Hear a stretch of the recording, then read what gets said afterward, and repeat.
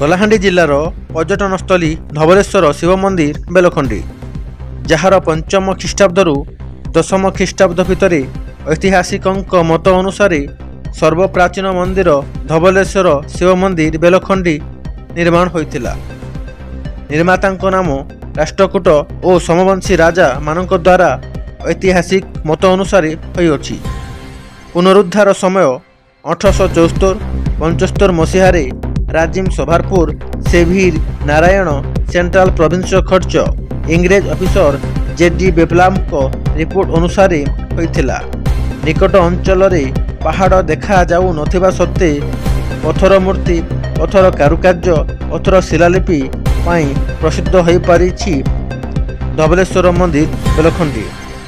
ଚଳିତ ବର୍ଷ ଓଡ଼ିଶା ସରକାରଙ୍କ ଅନୁଦାନ ପାଇଁ ମନ୍ଦିରର ଚତୁଃପାର୍ଶ୍ୱରେ ଚକମକ ମାର୍ବଲ ଲଗାଇ ସୌନ୍ଦର୍ଯ୍ୟକରଣ କରାଯାଇଛି। ତଥାପି ଅନେକ ପର୍ଯ୍ୟଟକଙ୍କ, ବିଶେଷଜ୍ଞ, ବିଦ୍ୟାର୍ଥୀ ଓ ଶ୍ରଦ୍ଧାଳୁ ମାନଙ୍କ ଅବଶୋଷ ରହିଯାଇଛି।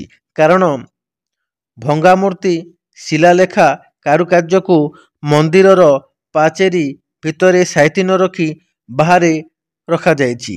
ତାହାକୁ ଯଦି ପାଚେରୀ ମଧ୍ୟରେ ସାଇତି ରଖାଗଲେ ଅନେକ ବିଶେଷଜ୍ଞ, ବିଦ୍ୟାର୍ଥୀ, ପର୍ଯ୍ୟଟକ ଓ ଶ୍ରଦ୍ଧାଳୁ ଦେଖିବାର ସୁଯୋଗ ପାଇପାରନ୍ତେ।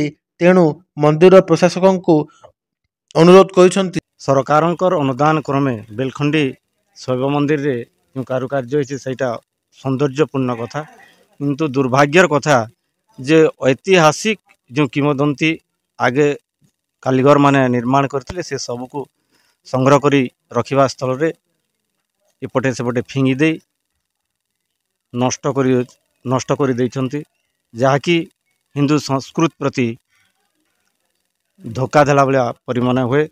ତେଣୁ ଯେଉଁ ବନ୍ଧୁ ଏଇ ଠିକା ନେଇଛନ୍ତି ସେ ସେଟାକୁ ସଂଗ୍ରହ କରି ଗୋଟେ ଜାଗାରେ ମ୍ୟୁଜିୟମ୍ ଭାବି ରଖିବା ଦରକାର। ମୋ ନାଁ ରଞ୍ଜନ ସାହୁ, ମୁଁ ତିରେସିଙ୍ଗା କଲେଜରେ ପଢ଼େ। ଏଇଟା ବେଲଖଣ୍ଡି ମନ୍ଦିର ଆମେ ଦେଖିବାକୁ ଆସିଛୁ।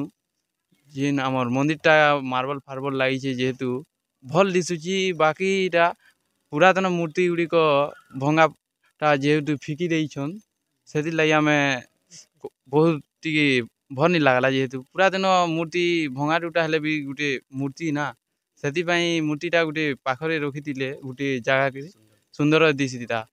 ଓ ଆମର ଯେଇ ସଂସ୍କୃତି, କଲା ସଂସ୍କୃତି ଯେହେତୁ ଅଛେ, ତାର ଗୋଟେ ଭକ୍ତି ଯେତେ ଆମର ଲୋକମାନେ ବା ବ୍ୟକ୍ତି ଲୋକମାନେ ଯେତେ ଅଛନ୍, ଭକ୍ତି ଲାଭ କରି